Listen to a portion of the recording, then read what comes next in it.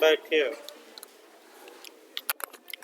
Hello, देखिए आपका बता दिया जाए नए लोगों को भाई, आपका इंडियन कॉन्ट्रैक्ट एक्ट 1872 चल रहा है, जिसमें कि आपका कुछ सामान्य बातें अभी बताई गई हैं और सामान्य बातें फिर एक बार 1 मिनट 2 मिनट दोहरा कर और फिर आज से आपका शुरू होगा प्रपोजल, यानी कि प्रस्थापना के बारे में शुरू किया जाएगा। और उसमें कैसे आपका क्वेश्चन बना है, किस राज्य में, ये भी आपको सतर्क रहना है।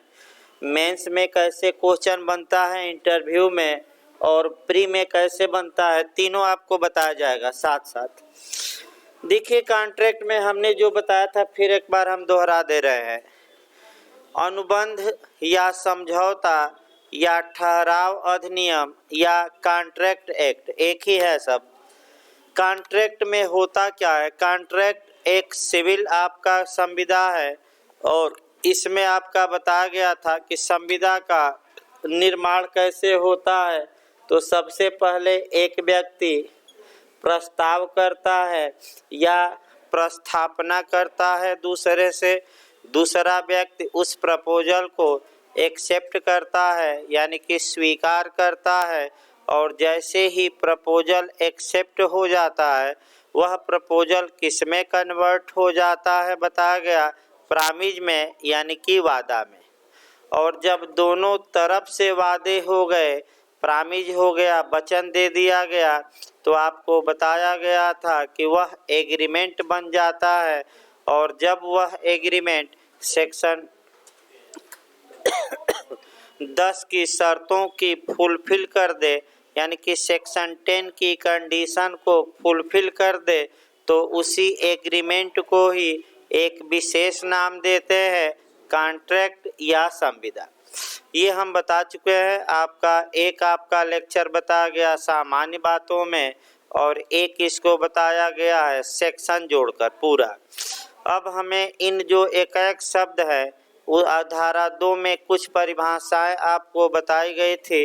अब सेक्शन 2 का जो निर्वचन चलना है वह हमें चलना है 2A से। आइए देखिए भाई, यहाँ से क्वेश्चन का मॉडल पहले देख लिया जाए। मेंस और प्री में भी दोनों में बनता है। देखिए क्वेश्चन यहाँ से 4-5 प्रकार के बनते हैं। मेंस में भी थोड़ा पहले मॉडल बना लिया जाए और तब एक क्वेश्चनों को उठाया जाए। पहला मॉडल ये बनता है कि प्रपोजल या प्रस्थापना या प्रस्ताव से आप क्या समझते हैं, इसके प्रकारों का वर्णन करिए। तो प्रपोजल की डिफिनीशन और उसका प्रकार आपको पढ़ना है। फिर आपका प्रपोजल की संसूचना या कम्युनिकेशन यानी कि प्रस्थापना की संसूचना कब संपूर्ण हो जाती है, ये दूसरा मॉडल देखना है। तीसरा मॉडल प्रपोजल कब तक रिवोक या वापस या प्रतिनिधित्व किया जा सकता है, ये देखना है। फिर आपका देखना है प्रपोजल यानी कि प्रस्ताव और प्रस्ताव के लिए आमंत्रण क्या है। फिर आपको देखना है प्रस्ताव और प्रति प्रस्ताव यानी कि प्रपोजल और काउंटर ऑफर, इसमें अंतर भी पूछा जाता है। फिर प्रपोजल पर आपका कभी काल समस्या बना दी जाती है और उन समस्याओं को भी ध्यान में रखना है। और अगला, अगर प्रपोजल में कंडीशन या शर्त लगाई गई है तो उसका क्या परिणाम होगा। यानी कि ये जो 5-6 क्वेश्चन हैं आपका मेंस में भी पूछे जाते हैं, प्री में तो आता ही है। तो आइए एक आपका शुरू किया जाए। पहले शुरू किया जाए प्रस्थापना की परिभाषा। देखिए भाई, प्रपोजल की परिभाषा भारतीय संविदा अधिनियम की धारा 2A में दी गई है। यानी कि पहले ये याद रखना है प्रपोजल की परिभाषा कहाँ दी गई है, तो भारतीय संविदा अधिनियम की धारा 2A में दी गई है। क्या कहा गया है और उसी पहले सेक्शन को तोड़ना है और उसके बाद एक शब्दों को समझाना है। देखिए भाई, जबकि एक व्यक्ति जबकि एक व्यक्ति किसी बात को करने या न करने की, यानी कि एक व्यक्ति का मतलब ये हुआ कि संविधान प्रस्ताव के लिए यह आवश्यक है कि कितने व्यक्ति होने चाहिए? 2, क्योंकि एक व्यक्ति जब प्रपोजल करेगा, इजब करेगा या प्रस्ताव करेगा या प्रस्थापना करेगा तो किससे करेगा? दूसरे व्यक्ति। तो व्यक्तियों की संख्या पहले व्यक्ति देखना है, कम से कम कितना व्यक्ति? 2। कम से कम कितना? अभी बताया जाएगा, 2 व्यक्ति, यानी कि 2 व्यक्ति होने चाहिए। दूसरी बात आ रही है किसी बात को करने या करने से प्रवृत्त रहने, यानी कि दूसरा आया किसी बात को, या तो अभी हम बात बताएंगे, किसी बात को करने या करने से प्रवृत्त रहने, दोनों शब्द हम बताते हैं। किसी बात को करने या करने से प्रवृत्त रहने की अपनी रजामंदी किसी अन्य को संसूचित करता है, यानी कि अपनी रजामंदी। रजामंदी का मतलब ये हुआ अपनी इच्छा। क्या करता है? किसी अन्य को क्या करता है? कम्युनिकेट करता है, मतलब कि क्या करता है? संसूचित करता है, बताता है। संसूचित मतलब क्या? बताता है। और उसका बताने का इरादा ये है या इस दृष्टि से संसूचित करता है कि उस कार्य को करने या न करने के लिए उस दूसरे की सम्मति अभिप्राप्त कर ले, यानी कि प्रस्ताव का उद्देश्य ये है कि दूसरे की सम्मत का किया जाए, प्राप्त कर लिया जाए। किसके लिए? वह कार्य करने या कार्य से क्या रहने के लिए? विरत। तो यह कहा जाता है कि प्रस्थापना की गई, यानी कि एक व्यक्ति ने दूसरे को क्या किया? प्रपोजल। जो ये शब्द है, अब इन्हीं शब्दों में से प्रस्थापना के आवश्यक तत्व निकालना है, एसेंशियल एलिमेंट निकाला जाता है कि आखिर प्रस्थापना के लिए क्या आवश्यक है। तो प्रस्थापना के लिए सबसे पहले व्यक्ति का होना जरूरी है, यानी कि कम से कम कितने व्यक्ति? 2। देखिए शब्द आपको बता दिया जाए तब हम इसको डिटेल में चलें, क्योंकि आधा घंटा कम से कम इसको बताने में लगता है भाई, ऐसे नहीं कि आपका हो गया, केस भी कुछ 4-5 जानना पड़ेगा। किसी बात का मतलब ये हुआ कि किसी कार्य को करना, और प्रवृत्त रहना न समझ में आए तो प्रवृत्त रहना माने न करना, न समझ में आए तो वहाँ लिख लेना है। प्रवृत्त रहना का मतलब क्या हुआ? न करना। तो पहले किसी बात को करने या न करने के शब्द को समझिए। जैसे कि ए बी से प्रस्ताव करता है कि हे बी, मैं तुम्हें अपना घोड़ा बेचना चाहता हूँ, तो आप लोग तुरंत दिमाग लगाइए, कार्य करने की बात की गई है कि कोई कार्य न करने की। जैसे कि ए कहता है कि हे बी, मैं तुम्हें अपना घोड़ा 1000 में बेचना चाहता हूँ, यदि तुम खरीदना चाहते हो तो अपनी अनुमति बता दो, अपनी रजामंदी बता दो। तो आपको खुद दिमाग लगाना चाहिए कि इस उदाहरण में कार्य करने के लिए प्रपोजल किया जा रहा है कि कार्य न करने? कार्य करने, क्योंकि ए चाहता है कि बी उसका घोड़ा क्या करे? खरीदे। दूसरा जो सतर्क रहना है आपका प्रवृत्त रहना, यानी कि कार्य न करना। देखिए उदाहरण, एक पति है और अपनी पत्नी से ये कहता है, प्रपोजल करता है कि यदि तुम मेंटेनेंस के लिए, यानी कि गुजारा भत्ता के लिए, या भरण पोषण या रख रखाव, तीनों एक ही शब्द है, इंग्लिश में मेंटेनेंस कहा जाता है और झारखंड में आया रख रखाव। तो भाई इंग्लिश वर्जन याद रखे। और बिहार एपीओ में पूछा भी गया था 125 CRPC में किसका रख रखाव या भरण पोषण? माता पिता का, पत्नी का, बच्चों का, उपर्युक्त सभी का। किसका भरण पोषण? सभी का। और माता पिता का पूछा भी गया था। तो फिर एक बार याद रखिए, इस उदाहरण को अच्छे समझिए, प्रवृत्त बताया जा रहा है सब। एक पति अपनी पत्नी से आपका प्रपोजल करता है कि अगर वह मुकदमा दायर न करे, यानी कि पत्नी पति पर गुजारा भत्ता के लिए, मेंटेनेंस के लिए सूट फाइल न करे, तो वह अपनी पत्नी को 5,000 रुपया प्रति माह देगा। तो तुरंत आपका दिमाग घूमना चाहिए कि कार्य करने का प्रपोजल किया जा रहा है कि किसी कार्य से विरत रहने का, अर्थात न करने का। क्या कहा गया? पत्नी ये कार्य करे कि न करे?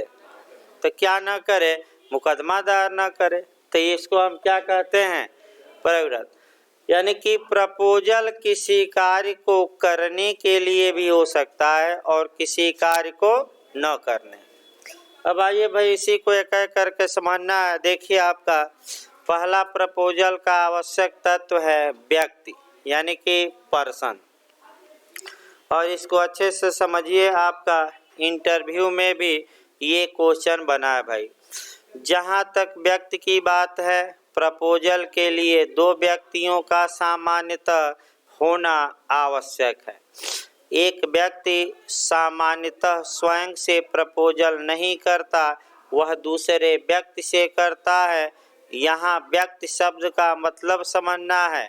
पर्सन या व्यक्ति का मतलब यहाँ प्राकृतिक और आपका विधिक दोनों व्यक्ति हैं। यानी कि व्यक्ति का मतलब ये हुआ कि या तो कृत्रिम व्यक्ति, आर्टिफिशियल व्यक्ति, या हम लोगों जैसे नेचुरल व्यक्ति। व्यक्ति 2 प्रकार के होते हैं भाई। एक आर्टिफिशियल यानी कि बनावटी, जैसे कोई समूह हो गया, कोई बॉडी हो गई, जैसे कॉरपोरेशन हो गया या कंपनी हो गई। तो जो ये कंपनी है, निगम है या समूह व्यक्तियों का है, न तो ये सांस ले सकता है, न चल सकता है, न बोल सकता है, फिर भी कानून इन्हें कल्पना के आधार पर क्या मानता है? व्यक्ति।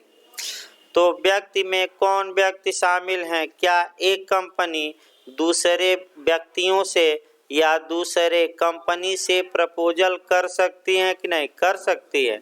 तो पहला आपका आया कि व्यक्ति में काल्पनिक या फिक्शन वाले या कृत्रिम व्यक्ति भी शामिल है, अर्थात कृत्रिम व्यक्तियों द्वारा भी प्रपोजल हो सकता है।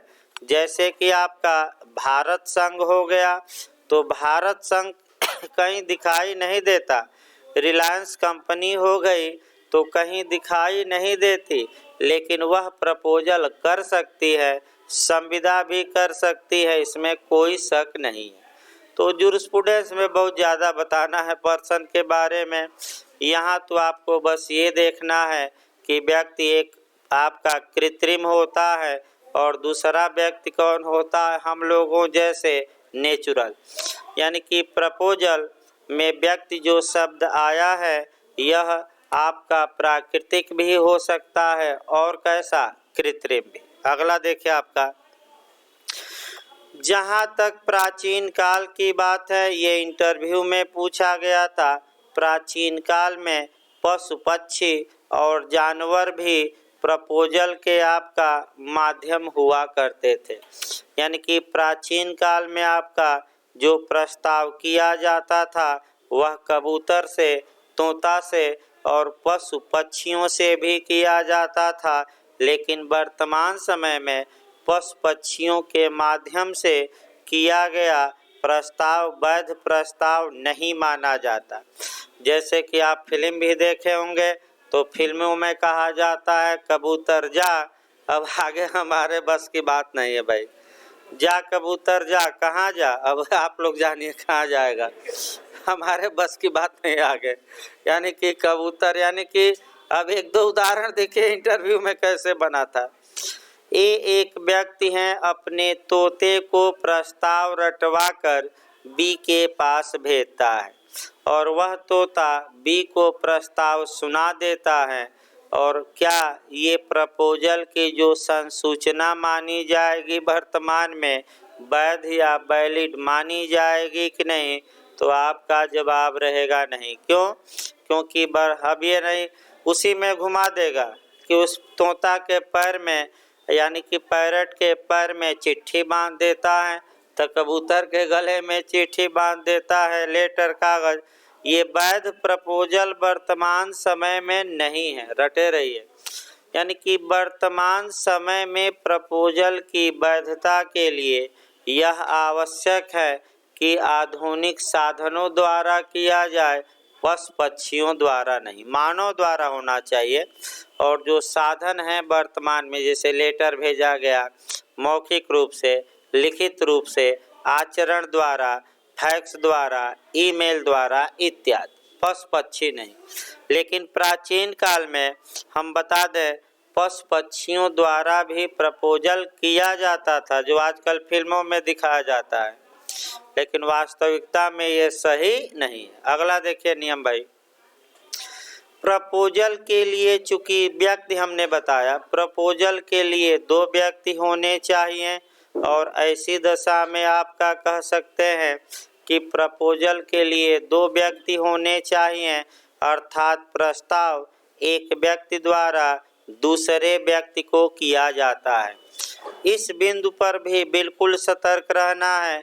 सामान्यतः यह आवश्यक है कि प्रस्ताव के लिए 2 व्यक्ति हो, यानी कि आपका ए और बी। कम से कम एक व्यक्ति किसको प्रपोजल करेगा? दूसरे को। अर्थात कोई व्यक्ति स्वयं से प्रपोजल या प्रस्ताव सामान्यतः नहीं कर सकता। एक व्यक्ति किससे प्रपोजल करेगा? दूसरे से। अब यही दिमाग लगाना है आपको अच्छे से। लेकिन यह लॉ का एब्सोल्यूट रूल नहीं है, विधि का पूर्ण नियम नहीं है। आपका कुछ दशाएं ऐसी है जहां कि एक व्यक्ति स्वयं से भी प्रपोजल कर सकता है, और आप अचंभित रहेंगे कि एक व्यक्ति है स्वयं से प्रपोजल किया, स्वयं उस प्रपोजल को एक्सेप्ट भी कर लिया, तो आप सोचेंगे कि क्या ये संभव है? तो सामान्यतः संभव नहीं है। लेकिन कुछ कंडीशन है जहां कि कोई व्यक्ति स्वयं से प्रस्ताव करे और स्वयं ही उस प्रस्ताव को क्या कर ले? स्वीकार। लेकिन इसके लिए यह आवश्यक है कि उस व्यक्ति का जो स्टेटस हो, स्तर हो, हैसियत हो, वह प्रस्तावकर्ता के रूप में यानी कि प्रपोजल कर्ता के रूप में, और एक्सेप्टेंस करता यानी कि प्रतिगृहिता के रूप में भिन्न भिन्न हो। याद रखिए, हैसियत एक न हो, हैसियत क्या हो? भिन्न भिन्न। और इस बिंदु पर उदाहरण इंटरव्यू में पूछे गए हैं, 2 उदाहरण अटैक करिएगा, तब हम कोरिलेट करेंगे कुछ। देखिए 2 उदाहरण हम बता रहे हैं। एक उदाहरण आप बता सकते हैं न्यास का। किसका? न्यास का। और दूसरा जो आप उदाहरण बता सकते हैं वह आपका मुस्लिम विधि में वक्फ का उदाहरण बता सकते हैं, सबसे अच्छा उदाहरण है। और तीसरा आपका उदाहरण बताइएगा टीपीए की धारा 5 का। मैं बता दूं भाई कौन सा? टीपीए यानी कि ट्रांसफर ऑफ प्रॉपर्टी एक्ट की कौन सी धारा का? 5। 3 उदाहरण मैं बता रहा हूं। देखिए व्यक्ति चल रहा है, पर्सन। न्यास में क्या होता है? देखिए मान लीजिए ये मकान है और ये चाहता है कि इस मकान का प्रयोग बच्चों की शिक्षा के लिए किया जाए, तो ये इस मकान से ट्रस्ट या न्यास बना दिया। तो न्यास बनाया तो प्रपोजल किया, तो ए जब न्यास के लिए प्रपोजल किया तो वह इस संपत्ति का क्या था? ओनर। ओनर मतलब क्या था? स्वामी। और इस संपत्ति से क्या बना दिया? ट्रस्ट या न्यास। और जो ट्रस्टी है यानी कि न्यासी है वह कौन बन गया? खुद ही ए। यानी कि ए ने ही ट्रस्ट का निर्माण किया। तो जब ए ट्रस्ट के निर्माण के लिए प्रपोजल किया तो उसका स्टेटस क्या था? मालिक का। लेकिन जब वह स्वयं उस न्यास की संपत्ति का माने न्यासी बन गया, तो जब यानी कि उस प्रपोजल को जब वह एक्सेप्ट कर रहा है तो वह ओनर नहीं है, उसकी हैसियत के कैसी है, ट्रस्टी की।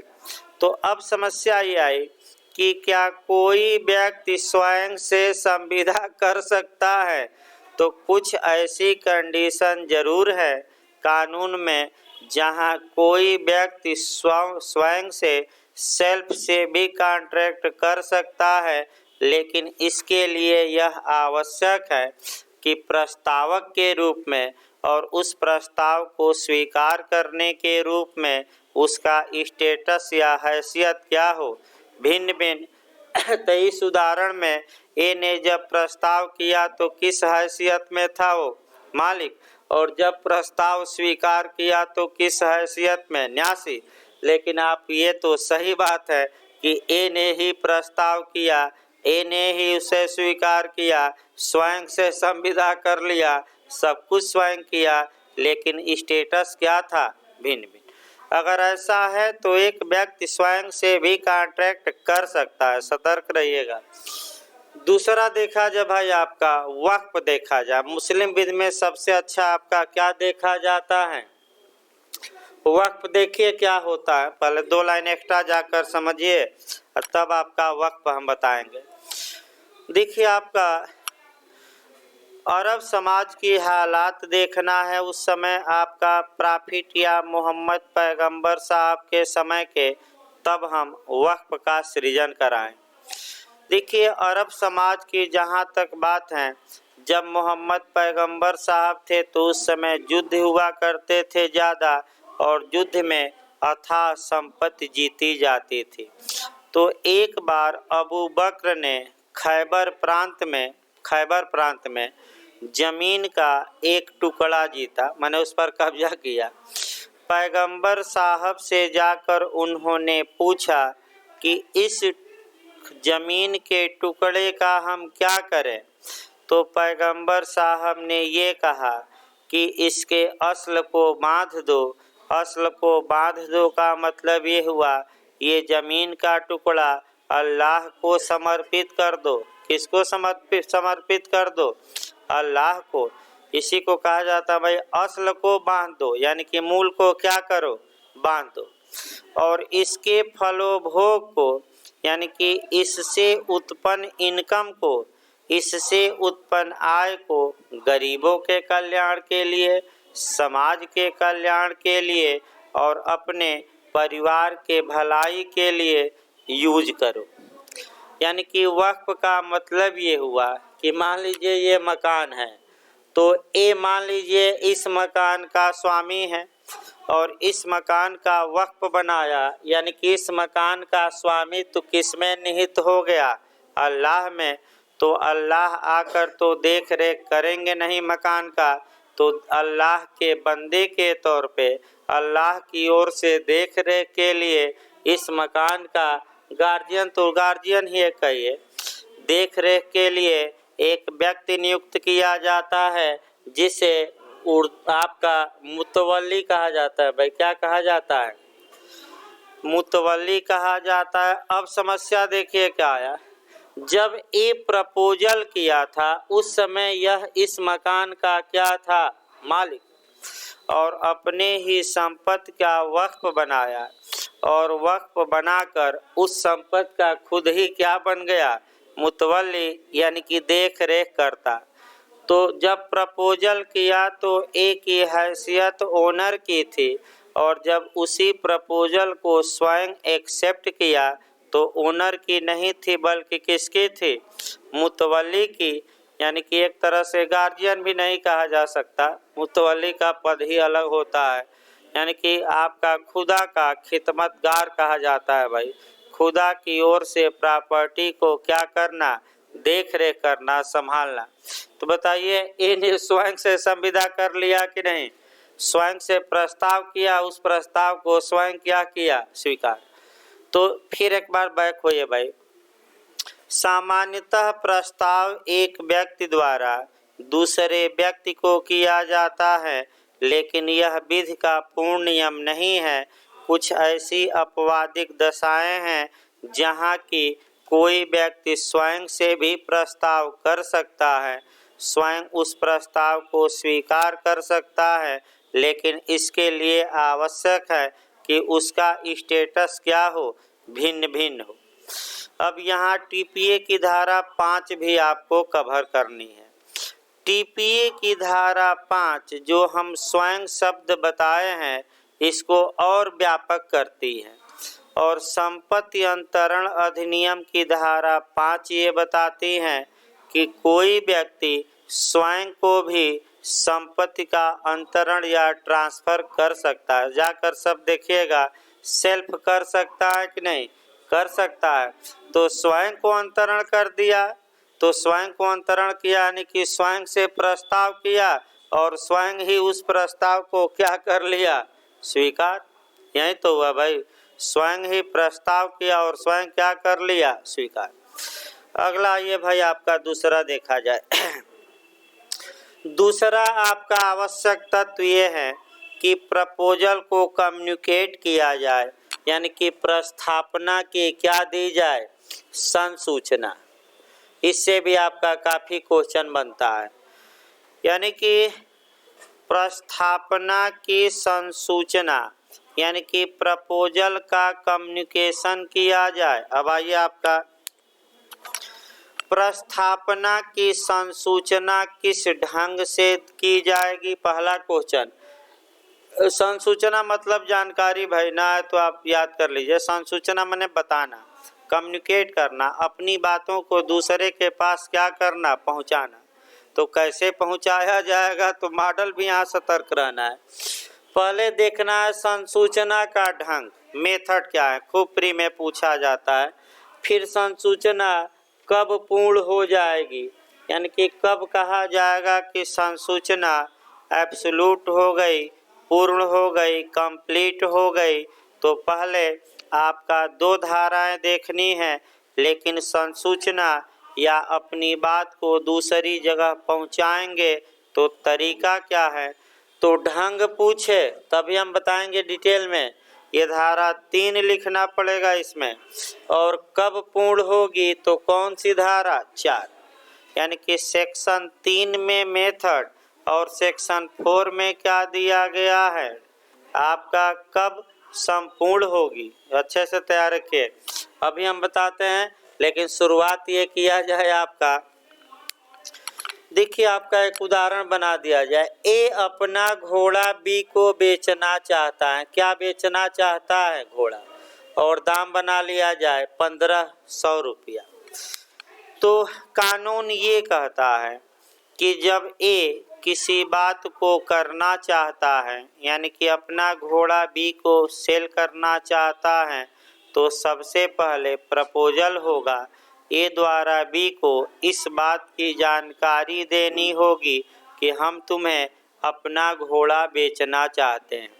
अर्थात इसका मतलब ये हुआ कि प्रस्थापना उस व्यक्ति को संसूचित की जाएगी जिस व्यक्ति से प्रस्थापना या प्रपोजल किया गया है। इसका मतलब ये हुआ कि इस उदाहरण में ए द्वारा किसको सूचित किया जाएगा कि हम अपना घोड़ा बेचना चाहते हैं, तो ए द्वारा। अब ऐसी संसूचना कैसे दी जा सकती है, ये भी कंपटीशन में पूछा गया है कि प्रस्थापना कैसे की जाएगी, प्रपोजल कैसे किया जाएगा, मौखिक यानी कि ओरल, दूसरा हो गया रिटेन यानी कि लिखित, और तीसरा बाय कंडक्ट यानी कि आचरण, अर्थात हाव भाव, चाल चलन, रहन सहन इत्यादि।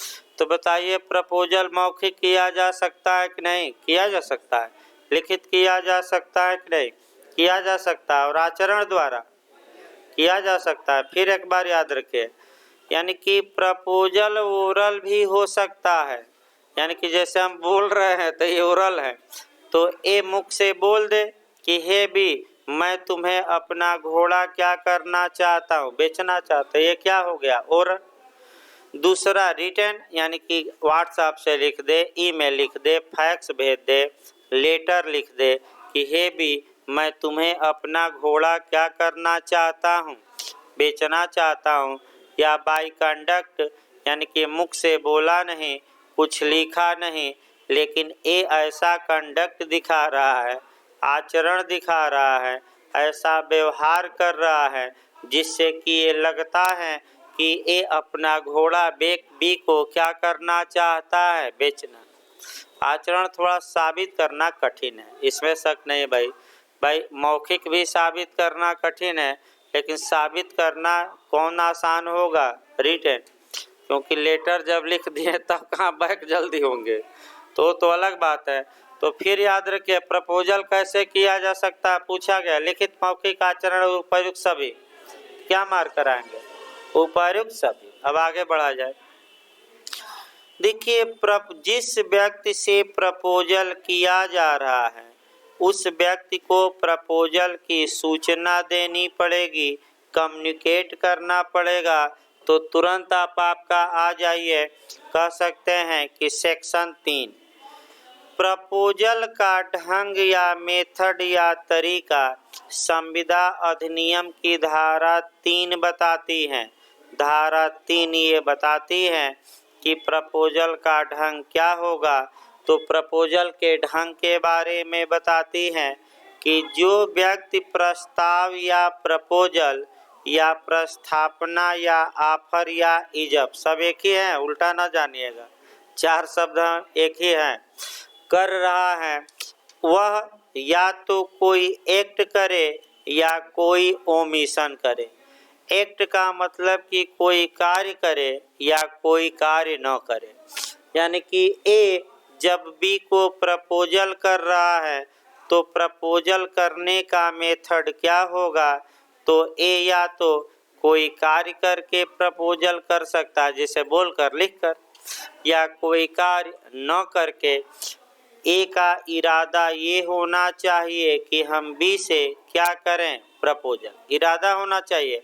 तो ढंग क्या है बताइए, तो कैसे किया जाएगा प्रपोजल, या तो एक्ट द्वारा या कैसे, ओमिशन। लेकिन ए का इरादा होना चाहिए, ए का इंटेंशन होना चाहिए उस कार्य या ओमिशन को करते समय कि हम बी से क्या कर रहे हैं, प्रस्ताव, प्रपोजल। अब इस पर केस आएंगे। अब धारा सेक्शन 4 बताएगा कि ए ने कार्य या ओमिशन किया है और बी से प्रपोजल किया है, तो ऐसी दशा में कब ये कहा जाएगा कि ए द्वारा किया गया प्रपोजल का कम्युनिकेशन या ए द्वारा किए गए प्रस्ताव की संसूचना पूर्ण हो गई है। तो सतर्क रहिएगा, कब कहा जाएगा, जब ए का प्रस्ताव बी के क्या हो जाए, ज्ञान में आ जाए। ज्ञान में आ जाए का मतलब नॉलेज में आ जाए, यानी कि ए के प्रपोजल का ज्ञान किसको हो जाए, बी को। अब यहीं आपका 2-3 केस और 2-3 आपका नियम जानना है। पहला नियम ये जानना है कि जो आपका बिहार में भी इस बार पूछा गया था जे में, क्या बिना प्रपोजल के नॉलेज के बी उस प्रपोजल को एक्सेप्ट कर सकता है कि नहीं कर सकता, नहीं कर सकता। यानी कि इसका मतलब एक लाइन ये हुआ कि जो व्यक्ति प्रस्ताव को स्वीकार कर रहा है सबसे पहले उसे प्रस्ताव का नॉलेज हो और नॉलेज के बाद वह प्रस्ताव को क्या करे, एक्सेप्ट। अगर वह नॉलेज के बिना ही प्रस्ताव को एक्सेप्ट कर ले या प्रस्ताव को स्वीकार कर ले और बाद में उसे प्रस्ताव की जानकारी होती है तो ये वैध स्वीकृति नहीं मानी जाएगी और इससे संविदा का निर्माण नहीं होगा। आइए केस याद रखिएगा, नोट्स में है। लालमन शुक्ला बनाम गौरी दत्त। देखिए क्या हुआ था। लालमन शुक्ला बनाम गौरी दत्त का वाद काफ़ी महत्वपूर्ण है, जस्टिस बनर्जी हैं। इस वाद में आपका माने प्रतिवादी का यानी कि गौरी दत्त का भतीजा खो गया था और उन्होंने 501 रुपया इनाम की घोषणा की। कि जो मेरे भतीजे को खोज कर लाएगा मैं उसे कितना इनाम दूंगा, 501 रुपया। अब 3-4 लाइन याद रखिएगा। बिहार में भतीजा न देकर घोड़ा दे दिया था, कुत्ता दे देगा। एक का कुत्ता खो गया और ए ने घोषणा की कि जो भी व्यक्ति मेरे कुत्ते को ढूंढ कर लाएगा उसे मैं 501 रुपया का क्या दूंगा, इनाम। तो बताइए, अब ये पूछा गया था कि जो कुत्ता को खोजा है पहले उसे इस इनाम का ज्ञान होना चाहिए कि बाद में होना चाहिए। और आइए, कुत्ते को खोज कर ला दिया और तब बाद में उसे ज्ञान हुआ कि इनाम की घोषणा हुई है, तो क्या इनाम पाएगा? नहीं। उसी प्रकार इस केस में भी भतीजे को लालमन शुक्ला खोज कर ला दिए और जब मालिक के पास लाए तो पता लगा कि ये तो इनाम की घोषणा की गई है, तो का अब इनाम मांगने लगे। 1913 में 501 रुपया कम नहीं, आज कई लाख हो जाएंगे।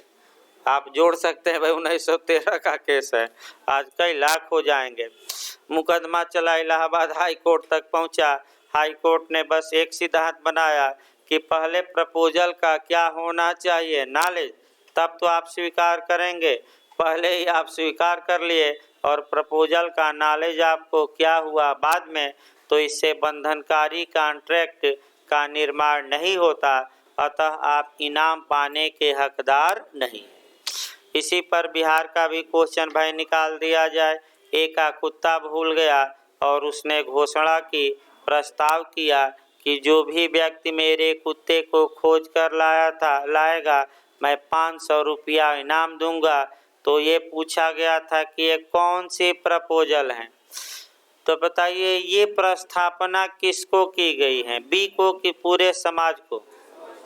भाई कोई भी व्यक्ति मेरे कुत्ते को खोज कर लाएगा, तो जो प्रपोजल पूरे समाज को किया जाए उसको जनरल ऑफर कहा जाता है। बताया जाएगा भाई प्रकार, कौन सा ऑफर? सामान्य प्रस्थापना, लोक प्रस्थापना, जन सामान्य को प्रस्थापना, या जनरल ऑफर, या पब्लिक ऑफर। तो पब्लिक ऑफर में किसको किया जाता है? पूरे लोगों को, लेकिन संविदा सबसे नहीं होती। जो उस भतीजे या कुत्ते को खोज कर क्या करेगा, लाएगा। ये नहीं कि पूरा संसार से हो गई संविदा। तो बताया जाएगा आपका। अगला देखिए भाई आपका, यानी कि पहला केस याद रखिए, लालमन शुक्ला बनाम गौरी दत्त। बस एक लाइन सिद्धांत, पहले प्रपोजल का क्या हो, नॉलेज, और उसके बाद ही आप प्रपोजल को क्या कर सकते हैं, स्वीकार। आगे बढ़िए भाई। देखिए, कभी काल ये होता है कि जो प्रपोजल होता है उसमें कंडीशन लगाई जाती है। तो अगर प्रस्ताव में कोई शर्त है तो प्रस्तावक को चाहिए कि उस शर्त की जानकारी जिससे वह प्रपोजल किया है उसे दे दे। देखिए आपका, यानी कि मान लीजिए कि अगर ए चाहता है कि वह बी को घोड़ा बेचे और ए कोई कंडीशन या शर्त लगाया है, तो ए का कर्तव्य है कि उन शर्तों की सूचना किसको दे दे, बी को। अगर बी को शर्तें नहीं बताई गई और बाद में शर्तें लगा दी गई तो ऐसी दशा में अब वे शर्तें मान्य नहीं होंगी जो कब लगाई गई हैं, बाद में। यानी कि आप प्रपोजल के साथ ही कंडीशन बता दीजिए। एक उदाहरण आयोग का भी देखा जाए, जैसे बिहार एपीओ की वैकेंसी निकली और आपका विज्ञापन में उसने जो शर्त दिया कि हमारा जो क्वेश्चन होगा ला का 1.5 नंबर का रहेगा एक क्वेश्चन और जीएस का क्वेश्चन 100 नंबर का। तो बाद में अगर आयोग चाहे फार्म भरने के बाद, मैंने डेट बीच में संशोधन कर सकता है। जैसे ही विज्ञापन का डेट समाप्त हुआ, आप विज्ञापन की शर्तों में परिवर्तन नहीं कर सकते।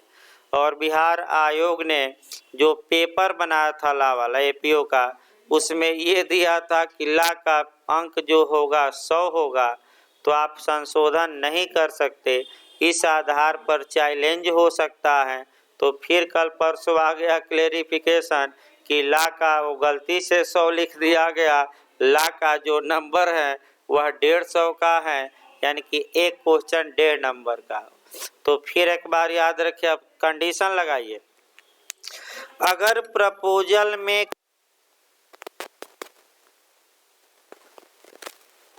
ही देना आवश्यक है, यानी कि एक किसको जानकारी शर्त को दे दे बी को, अगर इस शर्तों की जानकारी नहीं दिया तो ऐसी दशा में उन शर्तों से बाध्य भी नहीं होगा। अब देखिए इस पर केस आया, हेंडरसन बनाम आपका स्टीवेंसन, दूसरा केस चल रहा है भाई, आपका हेंडरसन वर्सेज स्टीवेंसन का केस है। देखिए इसमें हुआ क्या था, रेलवे कंपनी ने टिकट दिया प्रतिवादी को और शर्तें पीछे लिखी गई थी टिकट के, लेकिन टिकट के मुख्य पृष्ठ पर कहीं भी ये उल्लिखित नहीं था कि शर्तों के लिए पीछे देखिए प्लीज टर्न ओवर। आप देखे होंगे पेपर ऊपर में, पढ़िए जाकर कोई पेपर पढ़िए, आप पढ़िएगा तो PTO लिखा रहता है कि नहीं। रेलवे का टिकट लेंगे तो नीचे या ऊपर कहीं जरूर लिखा होगा क्या, प्लीज टर्न ओवर। इसका मतलब ये हुआ कि शर्तों के लिए कहाँ देखिए पीछे, और रेलवे कंपनी ने गलती कर दी, आगे कहीं भी सूचना नहीं दिया था कि शर्तें पीछे लिखी गई हैं। तो बताइए क्या इसे युक्त सूचना मानी जाएगी कि नहीं? नहीं, क्योंकि अगर आप कंडीशन लगा रहे हैं तो बताइए कि इस पेज पर क्या है। तो जब आयोग देता है आपको क्या माने पेपर, तो पहले ही कहता है कि खोलने से पहले 5 मिनट आप ये सभी शर्तें क्या करिए पढ़िए, और उसके बाद बेल बजेगी तो क्या करिएगा, पेपर खोलिएगा। तो आपका इसीलिए दिया जाता है कि पहले ही लड़का कंडीशन क्या कर ले, और लिखा जाता है नीचे पढ़िएगा PTO, यानी कि आपका पन्ना क्या करिए पलटिए। अगला देखिए, यानी कि अब अगला आया, यदि शर्तें अनुचित हैं या लोक नीति के विरुद्ध है तब क्या परिणाम होगा। अभी कंडीशन पर हम चल रहे हैं। यदि शर्तें अनुचित हैं, अनजस्ट हैं या पब्लिक पॉलिसी या लोक नीति या लोक कल्याण के विपरीत हैं तो न्यायालय उन शर्तों को मानने से इनकार कर सकता है। यानी कि फिर एक बार देखिए, यदि शर्त अनैतिक है, अनुचित है या लोक नीति या पब्लिक पॉलिसी के अगेंस्ट है तो न्यायालय उन शर्तों को रद्द करने की भी क्या रखता है, क्षमता। तो एक केस, फिर तीसरा केस आपका आ गया, वह तीसरा केस है कह सकते हैं लिली व्हाइट वर्सेज मुनुस्वामी। याद रखिएगा कौन सा केस। देखिए भाई इस केस में क्या हुआ, लिली व्हाइट वर्सेज मुनुस्वामी के बाद में एक व्यक्ति अपना कोट धुलने के लिए लॉन्ड्री में दिया।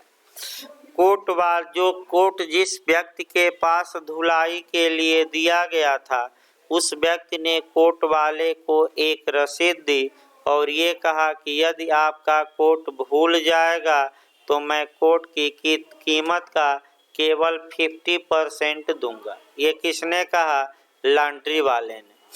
वास्तव में कोट भूल गया और आपका कोट वाला जो मने लॉन्ड्री वाला था कह रहा था कि मैंने तो रसीद पर शर्तें छापी हैं कि कोट भूल जाएगा तो कोट के मूल्य का कितना केवल दूंगा, 50%। और कोट का मालिक कह रहा था कि हजूर ये तो अनैतिक है, लोकनीति के विपरीत है।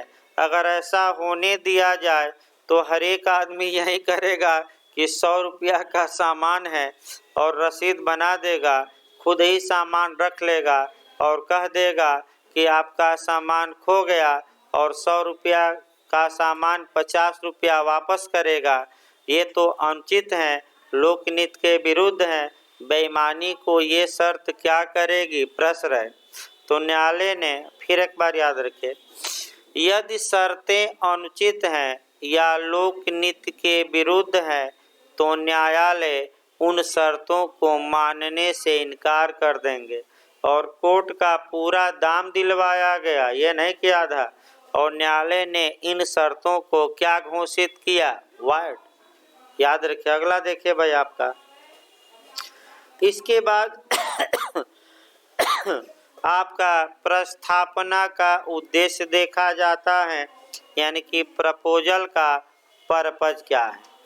प्रस्थापना का उद्देश्य अगर हम देखें तो आपका प्रस्थापना का उद्देश्य ये है कि किसी कार्य को करने या न करने की रजामंदी, दूसरे व्यक्ति के रजामंदी हम क्या करें? प्राप्त। यही तो बताया गया कि एक व्यक्ति प्रपोजल करता है तो क्या कहता है भाई कि किसी कार्य को करने या करने से विरत मने न करने की रजामंदी या सहमत किससे प्राप्त कर ले?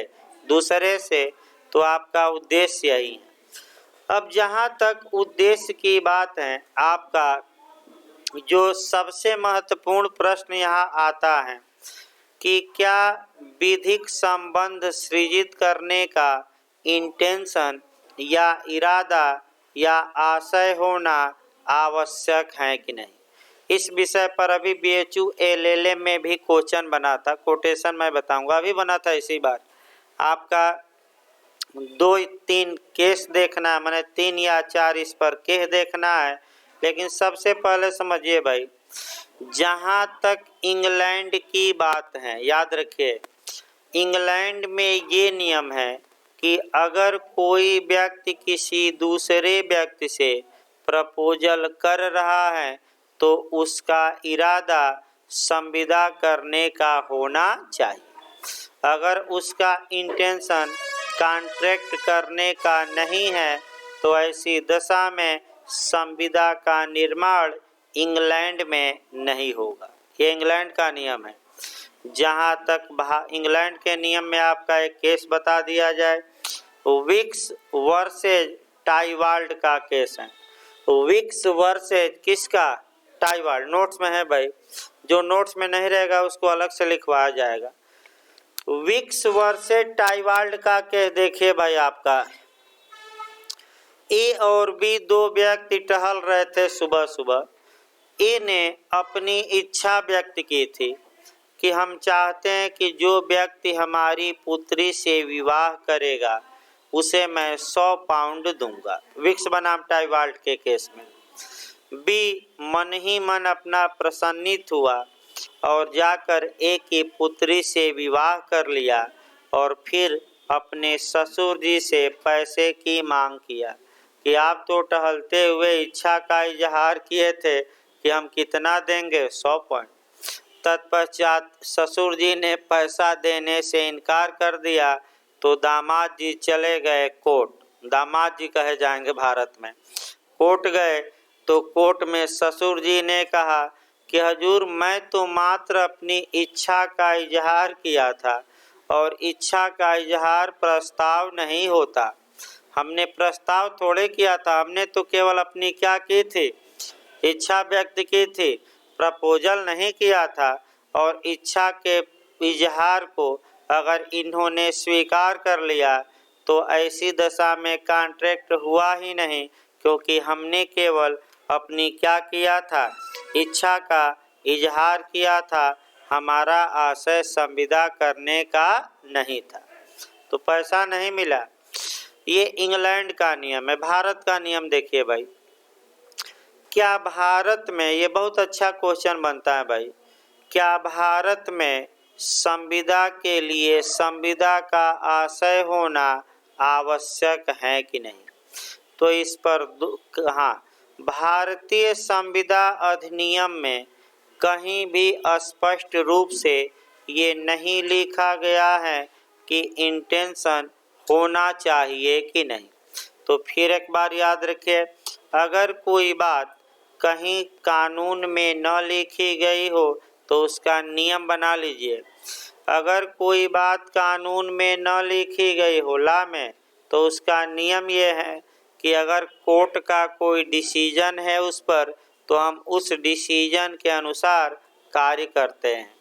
तो न्यायालय ने इस पर निर्णय दिया और 2 केस याद करना पड़ेगा। फिर कौन कौन सा, एक बनवारी लाल बनाम सुखदर्शन दयाल, और पहला इसी केस को उठाते हैं, बनवारी लाल वर्सेस सुखदर्शन दयाल। इस बार आपका BHU LLM प्रवेश परीक्षा में भी पूछा गया था, मैं बता दूं, बहुत महत्वपूर्ण है। देखिए, बनवारी लाल बनाम सुखदर्शन दयाल। शुरुआती दौर में भाई ज़्यादा केस आएंगे, आपका बता दिया जाए, फिर आपका बाद में कम केस आएंगे। शुरुआती दौर में केस आपका 20-25 रट्टा मारना है। देखिए इस केस में क्या हुआ भाई, इस केस में आपका प्लाटिंग हो रही थी ज़मीनों की, और एक आदमी लाउडस्पीकर से चिल्ला रहा था जोर जोर से कि जल्दी ज़मीन खरीदिए, जल्दी खरीदिए, और बीच में यहाँ पार्क के लिए ज़मीन छोड़ी जाएगी। जब आसपास की ज़मीनें बिक गई तो लाउडस्पीकर से चिल्लाने वालों ने पार्क जो छोड़ने का वादा था वो भी ज़मीन क्या की, बेच दी। तत्पश्चात भाई लोग मुकदमा किए कोर्ट में कि ये तो लाउडस्पीकर से चिल्ला रहे थे कि पार्क के लिए ज़मीन छोड़ेंगे और छोड़े नहीं, इन्होंने संविदा भंग किया। अब जो कंपनी थी वह कह रही थी कि हजूर लाउडस्पीकर से इसलिए केवल चिल्लाया जा रहा था, शोरगुल किया जा रहा था कि बिक्री को बढ़ावा दिया जाए, हमारा इरादा संविदा करने का नहीं था। और न्यायालय ने कंपनी की बात स्वीकार कर ली, और आपका यही BHU में आया था कि लाउडस्पीकर से शोरगुल करना आपका संविदा का इरादा नहीं होता। इसमें ये किस केस में बताया गया, तो आपका कौन सा केस है, आपका बनवारी लाल बनाम सुखदर्शन दयाल, वहीं शोरगुल आया था। देखिए क्या न्यायालय ने कहा, न्यायालय ने ये कहा कि लाउडस्पीकर मात्र बिक्री को बढ़ाने हेतु बिक्री को बढ़ाने के लिए लाउडस्पीकर से शोरगुल किया जा रहा था, और आपका ये जो लाउडस्पीकर से चिल्लाया जा रहा था ये शोरगुल से अधिक नहीं था, यानी कि इरादा संविदा करने का नहीं था।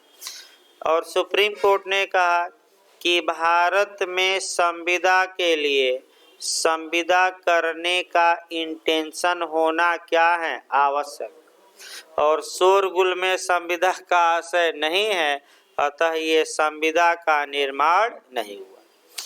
लेकिन उच्चतम न्यायालय ने इस निर्णय को बाद में सेटिस्फाइड कर दिया, इस निर्णय को उलट दिया, और अगला जो केस आता है उसमें विपरीत निर्णय दिया।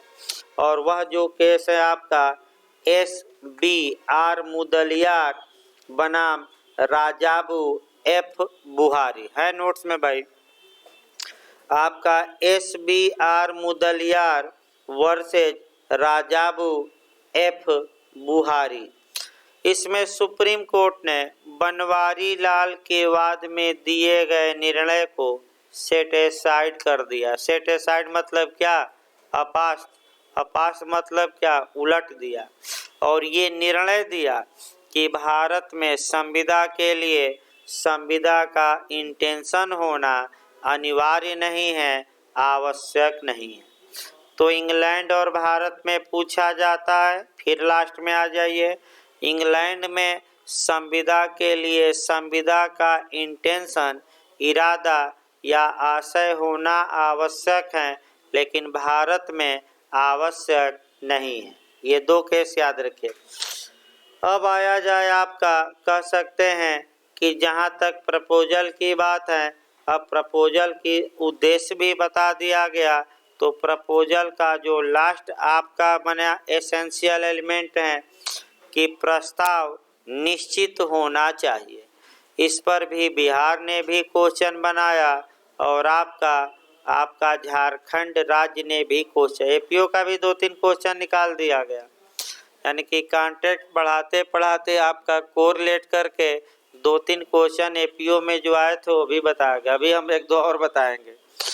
देखिए भाई, जो प्रपोजल होना चाहिए वह सर्टेन होना चाहिए, अर्थात निश्चित होना चाहिए।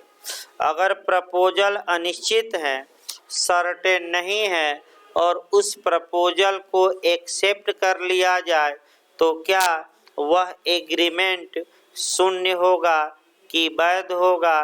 तो वह वैध नहीं होगा बल्कि क्या होगा? शून्य। फिर एक बार देखिए, जो भी व्यक्ति प्रस्ताव कर रहा है, कानून ये कहता है कि वह प्रस्ताव सर्टेन या निश्चित होना चाहिए। एक क्वेश्चन निश्चित बनता है इस पर। अगर प्रस्ताव निश्चित नहीं है तो भले उसे एक्सेप्ट कर लिया गया हो, लेकिन वह संविदा तक नहीं पहुंचेगा, कॉन्ट्रैक्ट तक नहीं पहुंचेगा और वह एग्रीमेंट ही क्या होगा? वाइड, बातिल या शून्य होगा। तो भाई किस धारा में होगा कॉन्ट्रैक्ट है? तो 29। देखिए आपका पहले बता दिया जाए तब उदाहरण बताया जाए। भाई देखिए आपका इसके लिए आपका जो पढ़ना निश्चित के लिए पढ़ना है, एक धारा 29 पहले एरिया कवर करिए, प्रस्ताव निश्चित होना चाहिए। तो एक आपका पढ़ना है सेक्शन 29। इसी के साथ साक्ष्य अधिनियम की धारा, कॉन्ट्रैक्ट नहीं, किसकी धारा? साक्ष्य अधिनियम की धारा 93 पढ़ना पड़ेगा। इसी के साथ आपका कम से कम 2 केस, गोल्ड बनाम गोल्ड और दूसरा गुथिंग बनाम लिन। आपका फिर एक बार देखिए भाई, गोल्ड बनाम गोल्ड का केस,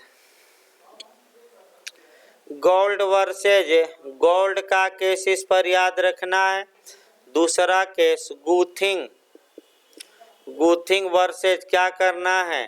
लिन का केस याद रखना है।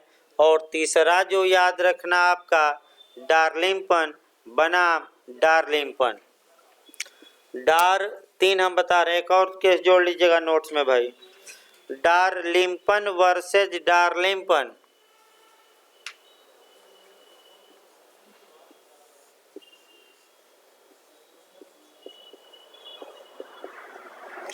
जज का नाम याद रखिएगा, इसमें पूछा जाता है स्टोवेल, यूपीजे में आ चुका है ये स्टोवेल, जस्टिस स्टोवेल। यानी कि फिर एक बार देखिए भाई आपका, यदि फिर आप शुरुआती दौर से देखिए आपका एक कॉन्ट्रैक्ट की धारा 29 भी देखना है और साक्ष्य अधिनियम की कौन सी धारा को रिलेट करना है? 93 और 3 केस, लेकिन एकदम शुरुआती दौर से चला जाए। वैध संविदा के निर्माण के लिए यह आवश्यक है कि प्रस्ताव सर्टेन या निश्चित होना चाहिए। यदि प्रस्ताव अनिश्चित है और तब ऐसी दशा में यदि उस प्रपोजल को एक्सेप्ट भी कर लिया गया तो एग्रीमेंट तो हो जाएगा, लेकिन वह कॉन्ट्रैक्ट नहीं होगा और वह एग्रीमेंट जो अनिश्चित है तो ऐसी दशा में चूंकि प्रपोजल ही अनिश्चित था तो वह एग्रीमेंट सेक्शन 29 के तहत वाइड होगा। वाइड मतलब क्या? शून्य। अब जो बिहार में पूछा गया था वो देखिए, झारखंड में दोनों में घोड़ा पूछा गया और फिर घोड़ा देखिए, ए बी से प्रस्ताव करता है कि हे बी, मैं तुम्हें अपना घोड़ा 1000 में या कितने में बेचूंगा? 1500। यह दर्शित करने के लिए कहीं कोई नहीं है कि 1000 दाम देना है कि 1500। तो बताइए प्रपोजल निश्चित है कि अनिश्चित?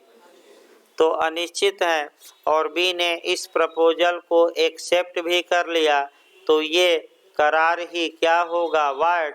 कौन सी धारा में? 29। कॉन्ट्रैक्ट की कौन सी धारा याद रखना है? 29। रटिए कौन सी धारा? 29। अब आइए साक्ष्य अधिनियम में जो पूछा गया था, ए बी से कहता है कि हे बी, मैं तुम्हें अपना घोड़ा 1000 या 1500 में बेचूंगा।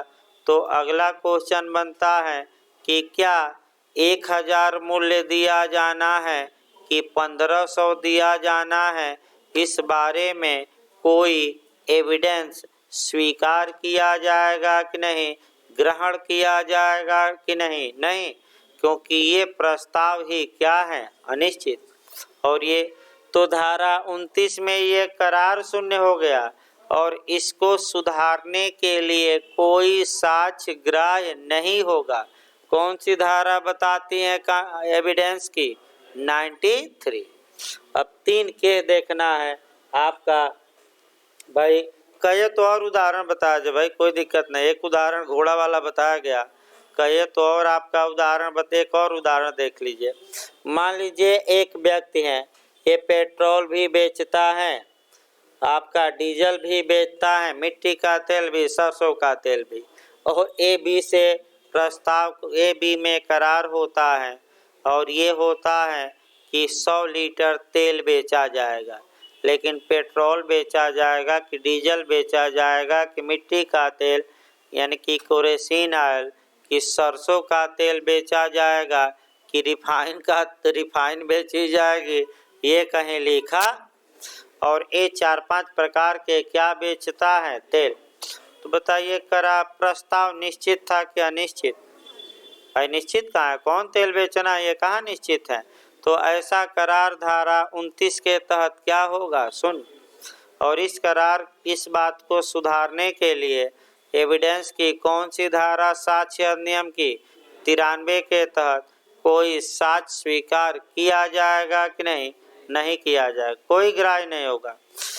3 केस देखिए आपका, ये केस वर्तमान में ज्यादा पूछा जा रहा है। डार्लिंगटन बनाम डार्लिंगटन और जस्टिस याद रखिएगा स्टोवेल।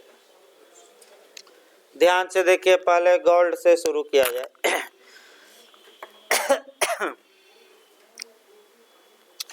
गोल्ड बनाम गोल्ड के वाद में एक पति ने अपनी पत्नी से वादा किया कि जब तक उसके पास पैसे रहेंगे प्रति सप्ताह वह उसे 15 पाउंड देगा। कितने पाउंड? अब आप लोग बताइए, पैसा रहे न रहे, क्या ये निश्चित है कि कब पैसा किसके हाथ में रहे न रहे? कोई निश्चितता नहीं। तो न्यायालय ने इस करार को शून्य घोषित किया, क्योंकि पैसा रहेगा पति के पास कि नहीं रहेगा ये निश्चित नहीं। अब ये कहता कि मैं तुम्हें 15 पाउंड दूंगा प्रति सप्ताह, लेकिन एक लगा दिया कि जब मेरे पास क्या रहेगा, जब तक पैसा, तो ये शर्त लगा दिया। दूसरा आइए गुथिंग बनाम लिन का केस। ए ने 20 को घोड़ा बेचने का प्रस्ताव किया और ये हुआ कि अगर घोड़ा किस्मत वाला निकला, किस्मत वाला समझ रहे हैं कि नहीं, यानी कि भाग्यशाली, दुर्भाग्यशाली नहीं, भाग्यशाली निकला तो 5 पाउंड हम घोड़े का दाम क्या देंगे? अधिक।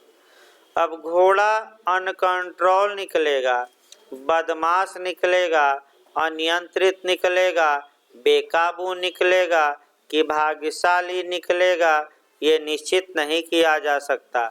अतः ऐसा करार क्या न्यायालय ने माना गुथिंग बनाम लिन के केस में?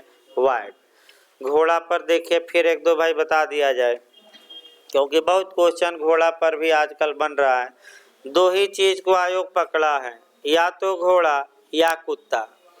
अब बैल को पकड़ ले तो ठीक रहेगा, कुत्ते पर एक क्वेश्चन निश्चित बनता है। देखिए आपका 3-4 वे से देखिए, थोड़ा कोरिलेट करके बताते हैं, ताकि देखिए बिहार में यह आया था, ए बी पर अपने कुत्ते को झपटवाता है, तो झपटवाता है तो क्रिमिनल फोर्स के लिए उत्तरदायी होगा कि एसाल्ट के लिए, यानी कि आपराधिक बल के लिए कि हमला के लिए?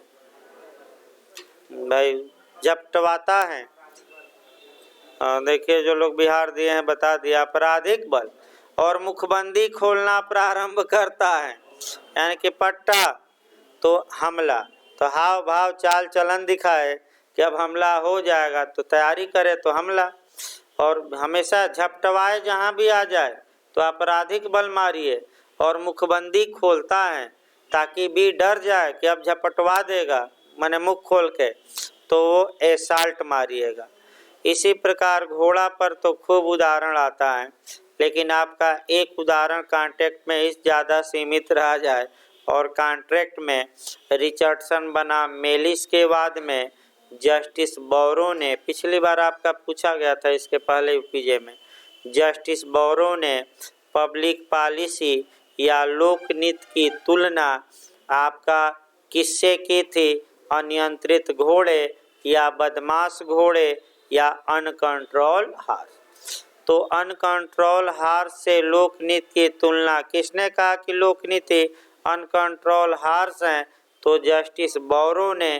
किस केस में? रिचर्डसन बनाम मेलिस।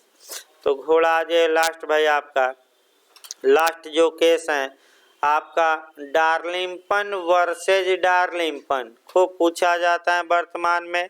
जज का नाम याद रखिएगा, कौन से जज हैं? स्टोवेल। देखिए कोटेशन कैसे बना है।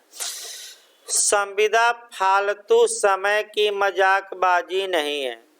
तो किसने कहा और किस केस में कहा? तो किसने ये कहा कि संविदा फालतू समय की हंसी मजाक की चीज नहीं है कि हंसी हंसी में कह दिए तो संविदा हो गई।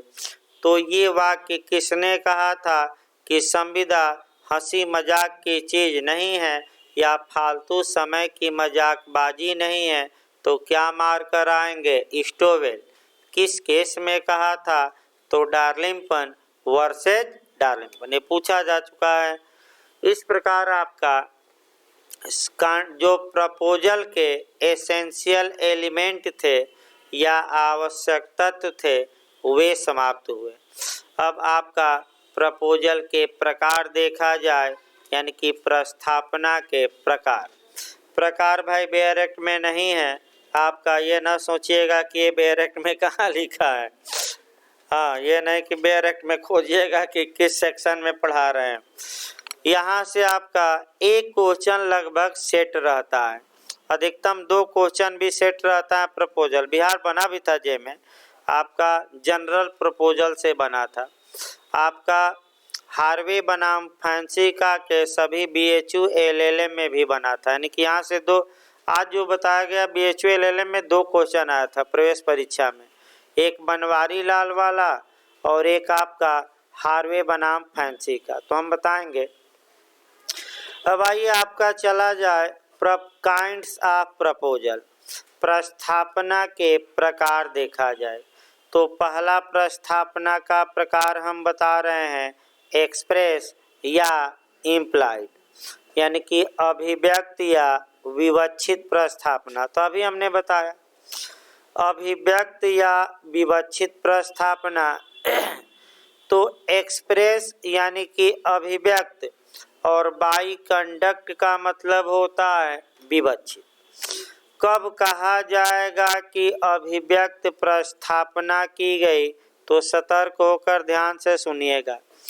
जब कोई व्यक्ति प्रपोजल या तो मुख से बोलकर करता है, यानी कि ओरल करता है, अर्थात मुख से बोलकर करता है, या रिटेन में करता है यानी कि लिखित में करता है, तो उस प्रस्ताव को हम क्या कहते हैं? अभिव्यक्त प्रस्ताव। तो अगर कोई पूछे कि एक्सप्रेस प्रपोजल कैसे किया जाता है, तो बता दीजिएगा कैसे। या तो मुख से क्या बोलकर या क्या करके लिख कर किया जाता है। अब बाई कंडक्ट पर आ जाइए। आचरण द्वारा प्रस्ताव किया जा सकता है कि नहीं? किया जा सकता है। आचरण द्वारा प्रस्ताव में न तो मुख से बोला जाता है और न ही लिख कर दिया जाता है, बल्कि व्यक्ति का हाव भाव, चाल चलन, रहन सहन से एक अनुमान लगाया जाता है, एक कल्पना की जाती है कि इस व्यक्ति का इंटेंशन प्रपोजल करने का रहा होगा। याद रखिए। अगला आइए आपका विशिष्ट प्रस्थापना देखा जाए। स्पेसिफिक प्रपोजल अगला प्रकार है। स्पेसिफिक प्रपोजल का मतलब समझिए। जब कोई प्रपोजल किसी विशिष्ट व्यक्ति को या किसी विशिष्ट समुदाय को या वर्ग को किया जाता है। तो इस प्रपोजल को आपका स्पेसिफिक प्रपोजल या विशिष्ट प्रपोजल कहा जाता है। ध्यान से समझिए एक उदाहरण। अब बताइए, ए ने अपने घोड़े बेचने का प्रस्ताव बी से किया। तो बताइए, विशिष्ट व्यक्ति से किया कि पूरे समाज से? तो ये कौन सा प्रपोजल कहलाएगा? विशिष्ट, स्पेसिफिक। मुख से बोलकर किया तो कौन हो गया? और अभिव्यक्त। लिख कर किया तो अभिव्यक्त। तो विशिष्ट मतलब किससे प्रपोजल किया जा रहा है? किसी विशिष्ट व्यक्ति या किसी व्यक्तियों के वर्ग से किया, क्लास से किया जाता है। तो क्लास समझ लीजिए। ये कहता है कि मैं अपना घोड़ा अधिवक्ताओं में से किसी अधिवक्ता को बेचूंगा, दूसरे को नहीं बेचूंगा। तो ये भी प्रपोजल क्या माना जाएगा? स्पेसिफिक प्रपोजल या विशिष्ट प्रस्ताव। या ये कहे कि केवल डॉक्टरों को या केवल LLB के छात्रों को ही घोड़ा बेचूंगा, तो ये कौन सी प्रस्थापना हो गई? और इसी में एक शब्द जोड़ दीजिए, जनरल ऑफर। ये कहता है कि मैं किसी को भी, जो भी समाज का आएगा, सबको घोड़ा बेचने के लिए तैयार हूँ। तो ये कौन सा प्रपोजल हो गया? ये वर्ग को किया जा रहा है कि पूरी सोसाइटी को? तो पूरी सोसाइटी को किया गया। तो अगला प्रकार कौन हो गया? जनरल। यानी कि यही आपका पूछा गया था कि एक आप कुत्ता भूल गया और ए ने कहा कि जो भी मेरे कुत्ते को खोज कर लाएगा 500 रुपया मैं इनाम दूंगा। तो ये विशिष्ट प्रस्थापना हुई कि सामान्य हुई? तो बताइए, सबको किया गया कि एक दो आदमी को? सबको। तो कल इसको बताया जाएगा। भाई थोड़ा टेढ़ा खेल है, सामान्य में थोड़ा केस उस बताना है। तो ये 15 मिनट बाद भाई टाट चलेगा। आप कृत्य विद्या से शुरू किया जाए, कई दिनों से रुकी हैं। तो आप कृत्य कल और बताया जाएगा। जनरल ऑफर में 15 मिनट का ब्रेक रहेगा भाई।